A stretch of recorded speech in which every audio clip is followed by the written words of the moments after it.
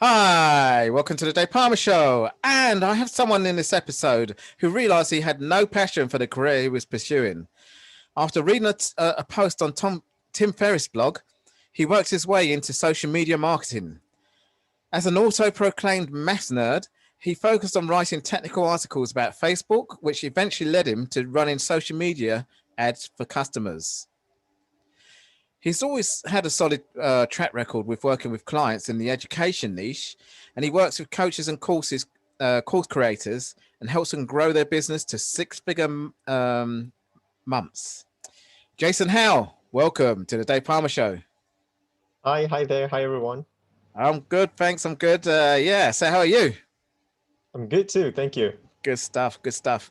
Well, it's amazing you built this marketing agency to a six-figure as well. I think, I guess, and you're based all the way out in Singapore. I'll say all the way out. I'm not too far from you. I'm out in the Philippines, so I'm not in London. No, everyone thinks I'm in London, but I thought it's nice to stay here for the pandemic. How's the pandemic going over there? It's getting better now, isn't it?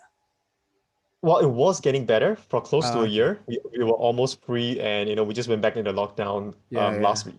Yeah. Oh, last week. Oh, right. Okay. Yeah. So yeah, probably all these new variants going on around everywhere. So Exactly.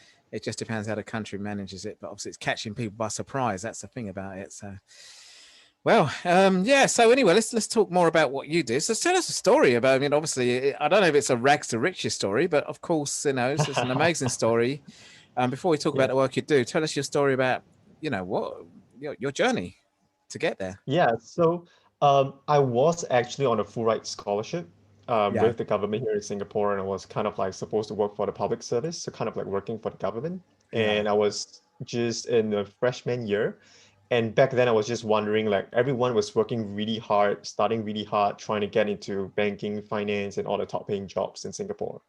And for me, I was just caught in a position where I was wondering, like, do I really want to go into finance? Do I really want to go on and work for the government? So to me, I had like a 2-year bond. So basically they pay for my education. And after I graduate, I have to work for them for 2 years in exchange. So I kind of had like a 6 years runway, and I wanted to kind of decide for myself, what is it that I wanted to do? So that was my aim for my university. That's what I wanted to do for my whole time. I just wanted to figure out what was my passion. Just like nowadays kids ask themselves, what's a passion? Yeah. That's right. And back Yeah. then I was just like one of those people just wondering, what exactly do I want to do in my life? And that's how I got started. I came across the Tim Ferris book. I had no degree, no credentials, no relevant working experience. But back then, social media marketing just barely started. Facebook Right. just IPO'd in the same year. And they just thought, what, maybe let's just start with social media marketing. So that's how I really got started. Yeah, so you picked up the right time as well. I mean, it's a lot of things going on then. It's a bit like anything new that comes up. Yeah. Of course, it's really exploded now. So social media, people can't do without. Some people can't do without it. Some people take a break from it. So it depends really. But obviously, it's a good marketing medium as most corporates are using it. So Yes.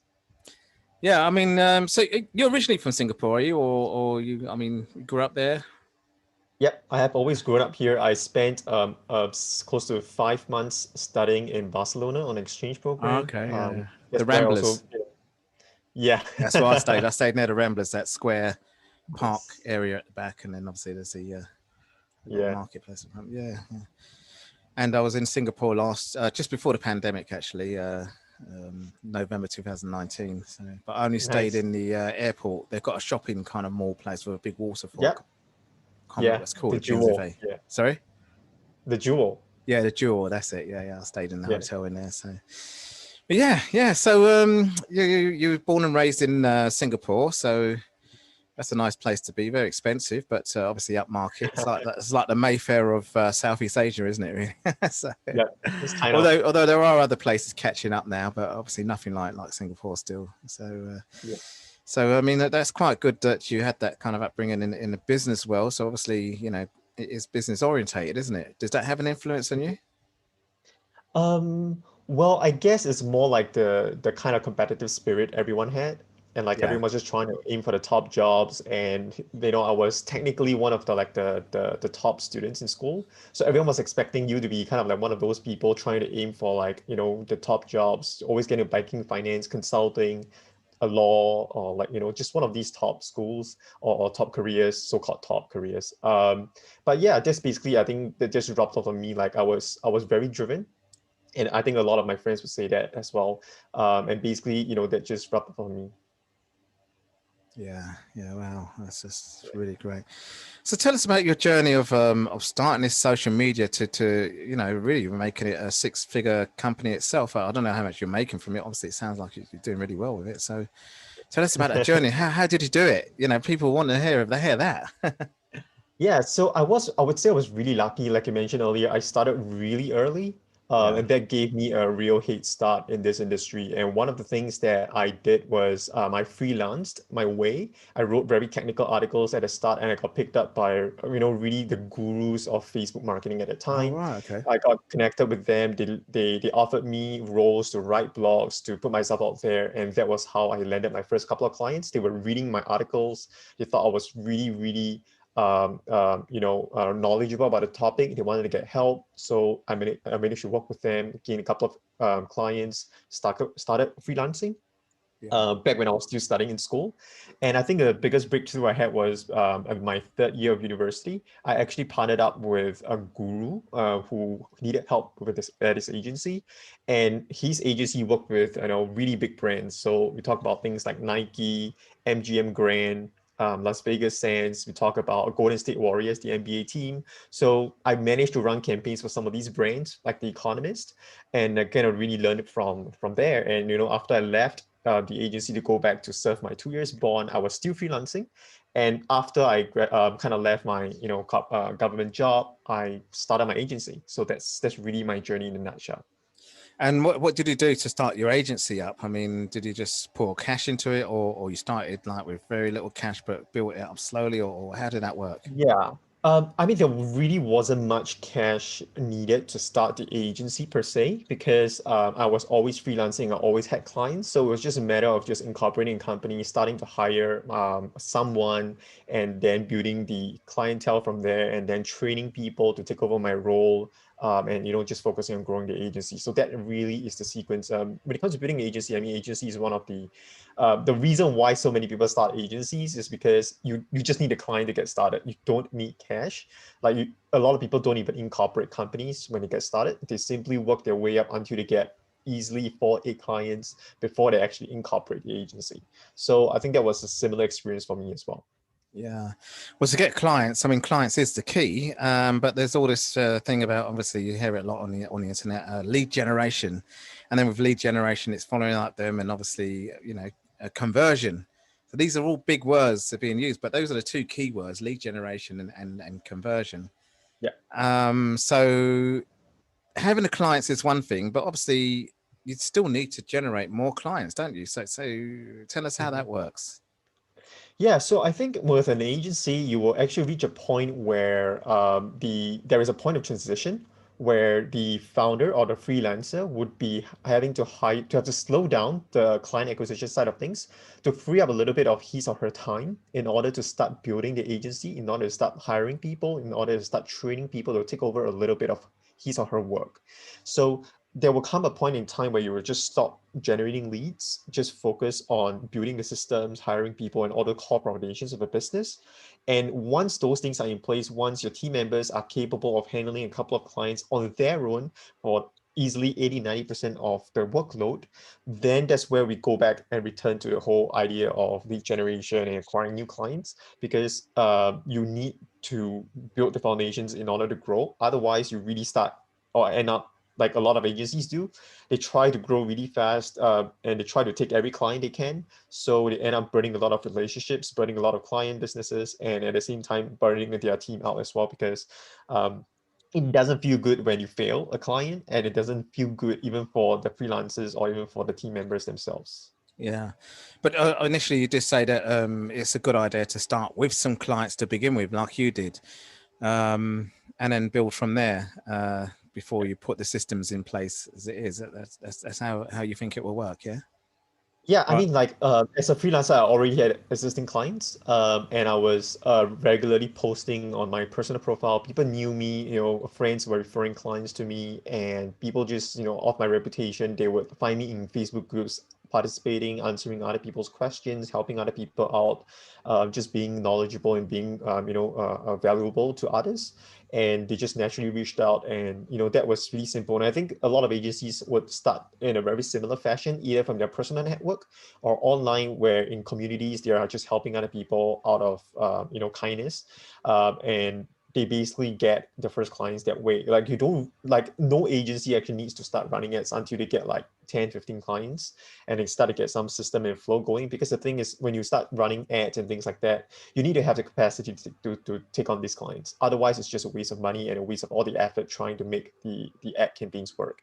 Once you have an ad campaign that works, then ultimately you need to have, like, the capacity or the kind of operating people to take on the work. So typically, to get started, you just need to tap into your personal network, or really just hang out in one of those online communities where there are a lot of business owners just looking for help in general. Yeah, so LinkedIn is an obvious one, is it? I didn't use LinkedIn personally, because with LinkedIn, you tend to find there are only two kinds of people on LinkedIn. Generally, there are recruiters, and there are also the people looking for business. Yeah. Generally, people go to, like, LinkedIn is not a social network where people hang out, but No, it's a no. place where people go to find something. Whether they need to hire someone, they need to be hired, or they just need to find work. So um, it is really a destination site for most people. So with LinkedIn, we haven't really used it that much. We only have two clients to date. They came from LinkedIn because we actually tried it for ourselves at one point in time. Then we realized, hey, actually that system doesn't really work out for us. Right, I see. So where would you say is the place to sort of hang out to put an online Yeah, community?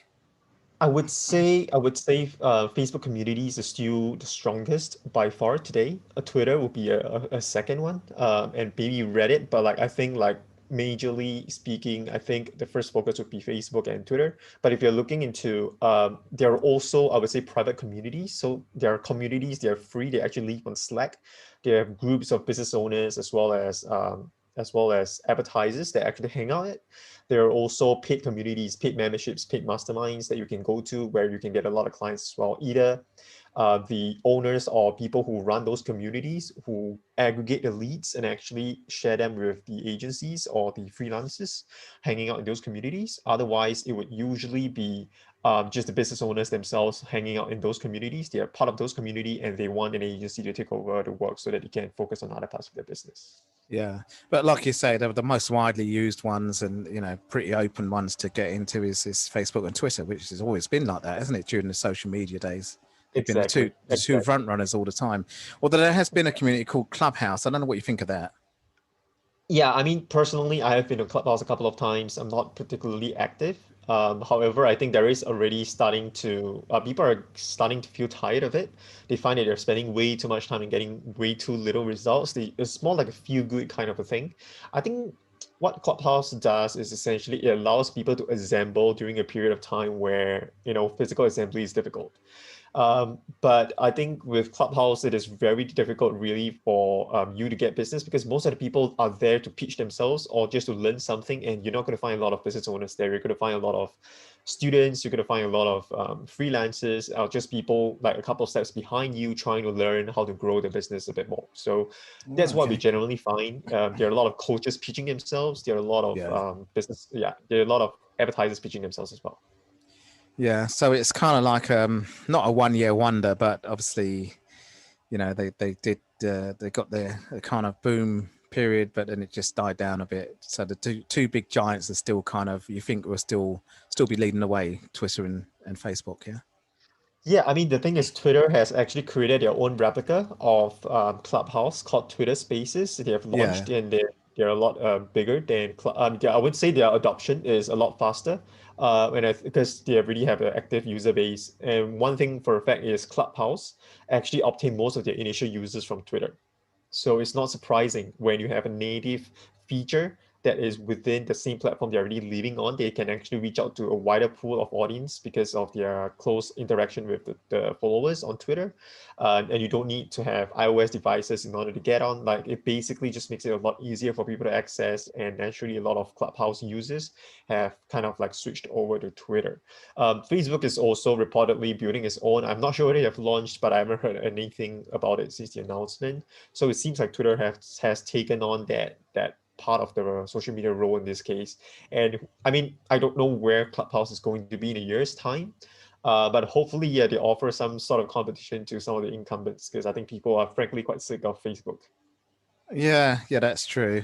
But the Facebook it seems to sort of still try and stay on top, really, don't they? Really, and they kind of buy companies like WhatsApp and Instagram to really sort of, I don't know. Anyway, they seem to sort of be innovative, and like you say, they're actually getting a podcast player and moving that side to try and match up with Clubhouse and Twitter Spaces as well, actually. So.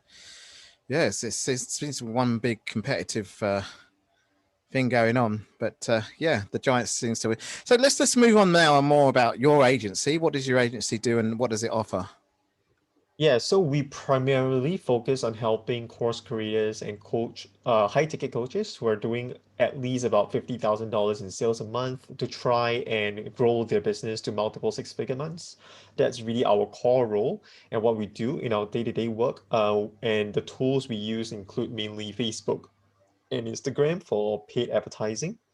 We do a bit of YouTube and Google Ads for existing clients who have, we have figured out the entire funnel and offer the ads, because then it will be just easier to scale. So that's for the paid ads side of things. Apart from that, we also help them with some of the funnel optimization. So for example, high ticket clients like to run what we call application funnels. They send traffic to a webinar and then get them to book a call. So you help them run the ads. We help them optimize the copy on the landing page. We help them change and switch up the entire funnel. We help them build additional pages, redesign pages, and overall just build a better experience. We also help them write emails as well. So I wouldn't call ourselves kind of a one-stop shop, because we really aren't. We don't do all kinds of like channels. Our focus is primarily going to be on Facebook and Instagram for the most part.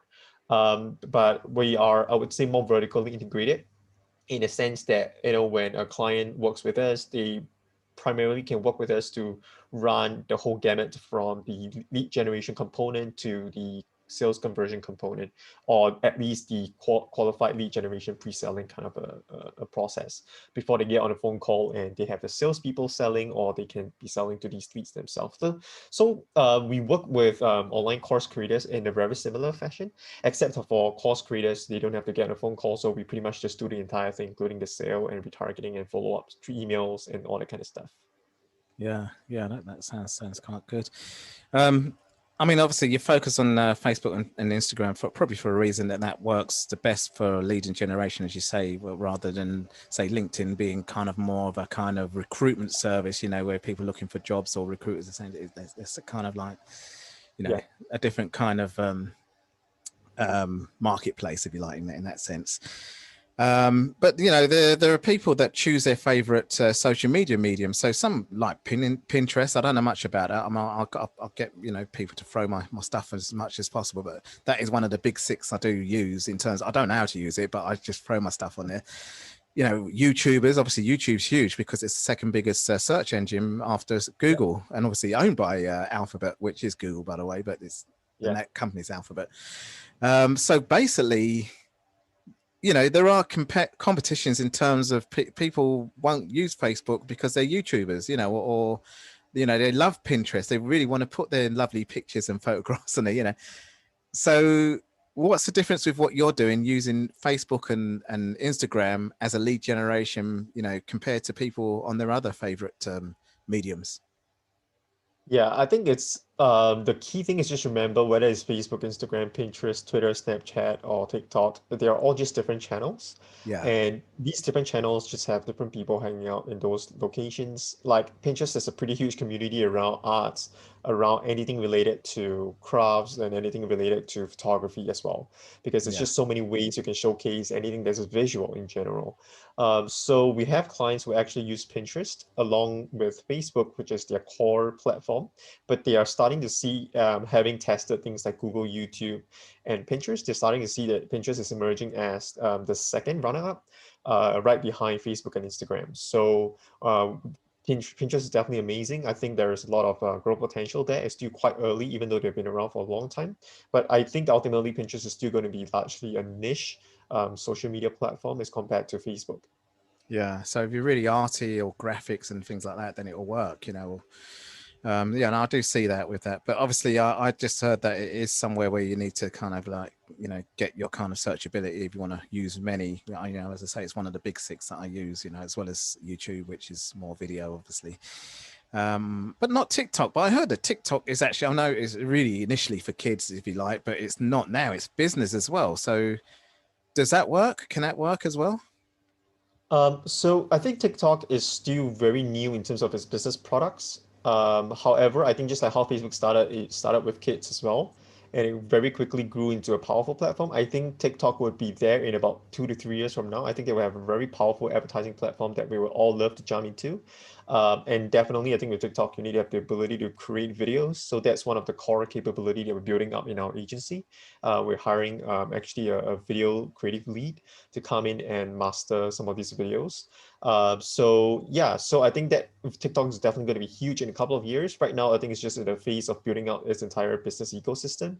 And at the same time, it is also exploring or allowing, I think, some people to grow their own communities in ways that are more creative than Facebook. You have got your creators who are interacting directly with their own followers, pushing products, selling products live. Basically, like there's a lot of live commerce going on TikTok as well, that I think that are just not so mature when it comes to Facebook, and maybe just a little bit of Instagram as well. Yeah. Well, the thing about Instagram is that that kind of reminds me of a cross between Pinterest and TikTok. But obviously, TikTok's very extreme with all the kind of, you know, the way they do the videos, a bit like Showtime, you know, or, you know, 15 seconds, you know, whereas Pinterest is very more artistic than you can with Instagram. Although there are a lot of photographers that relies on Instagram, you know, Yeah. more than Pinterest, but of course they'll do well on both of them. So that's what I mean by it kind of like blends the both together, you know, not so extreme. Yeah, Is well, I think when it comes to TikTok, I think people there just generally try not to take themselves too seriously. Yeah, On Instagram, you're never going to find an influencer trying to do funny things, but that's you'll see the right, funny exactly. Yeah, things on TikTok. I think there's yeah. the platform itself is different. Yeah. Yeah, they'll just throw a video of this. This is what happened today, and actually, just it's just like a soundbite of a video Yeah. clip, you know, of this. Here's a little clip of, or it's a bit like me, you know, putting a little soundbite of my podcast like this on there, you know, so it'll be a 15, 30 second on Instagram, you know, rather than the whole, Exactly. you know, the whole 30 minutes of it or something, you know, which will be going on YouTube, you know. But yeah, Exactly. it's quite interesting. It's quite interesting. But obviously, that's what your focus is on Facebook and Instagram. So look, I'm, like for example, I'm a coach, so I'm coming to your company now. How can you help me? Yeah, so I think when it comes to the coach, we usually want to have a conversation with them first. So we usually want to find out where they are in their business and whether they're currently generating at least $50,000 in sales per month. We found that to be the sweet spot for coaches to actually start running some ads. Yeah, We also want to find out what are the ways they are currently generating the leads, how qualified the leads are, and which platforms primarily their audience live on. So that's one of the reasons why we primarily don't work with business coaches for the most part, because it's really hard to find a lot of these, especially the corporate kind of B2B clients hanging out on Facebook or in a way that is identifiable and easily targetable. I think with Facebook, you generally would find a lot of more B2C related ones like fitness coaches yeah, that's right. doing Well, really, that's kind really of where well. I started. Yeah, that's my background, really. Yeah, Yeah, that's awesome. Yeah, so those kind of backgrounds. life coaching, fitness coaching, all combined together, really. So Yeah, I think, well, yeah. So I think when it comes to life coaching as well, it tends to be a very large umbrella. We know yeah, that there it's are large. tens Yeah, of thousands of coaches. that's So right. Yeah, unless they already have a huge brand, we generally want them to craft a niche for themselves as well. So that's absolutely. also one of the criteria we look to. Yeah, yeah, yeah. Yeah, I mean, certainly on Facebook, there's lots of groups as well, and so that makes it even more niche, doesn't it? Really, for the coaches, that tends to work for them as well, doesn't it? Facebook groups for coaches. Yep, it does. Facebook Mm. groups work really well. Yeah, yeah. Well, that's great. So the way forward for people to contact your company, and what's the stages? What they have to go through to contact your company and find out if they can work with you. Yeah, so I think the most direct way would be just to visit our website, agencyj.co.co. It's not com, it's just .co. Yeah, That's yeah. the point. I also write a blog at jasonhjh.com. I haven't written for the last 4 or 5 years. I just decided to start writing again recently. So if you subscribe to our weekly newsletter, we'll be sending out some tips as well as some of the insights of the things that we are doing over in our agency to help some of these coaches grow. But it will only be relevant when you're, kind of like doing over $50,000 a month. Yeah, yeah, wow. Well, you're doing a great job out there, and obviously you're literally on my doorstep. Well, either way, even if you're in London, you're pretty much global, aren't you, with your work? Yeah, we do. Yeah, yeah, yeah. Well, that's great stuff. And yeah, well, Jason, thanks for coming and sharing your work on here. I do have a lot of entrepreneurs, and obviously I do coaching myself, so it's quite useful to hear, the marketing side and these kind of skills. But obviously, I want your story as well of how you got involved, and give a story of how people can make it, to start a business from scratch. So it's interesting that you came from a freelance background, brought your clients with you, so people got some value from how you did it, so they'll probably take that with them and say, oh yeah, wow. And that's the beauty of my show, is that it's helping people, so it's having guests like you to come on. So yeah, it's a great pleasure talking to you, and thanks a lot for coming on and sharing all this with my audience today. Thank you so much, Dave, for having me as well.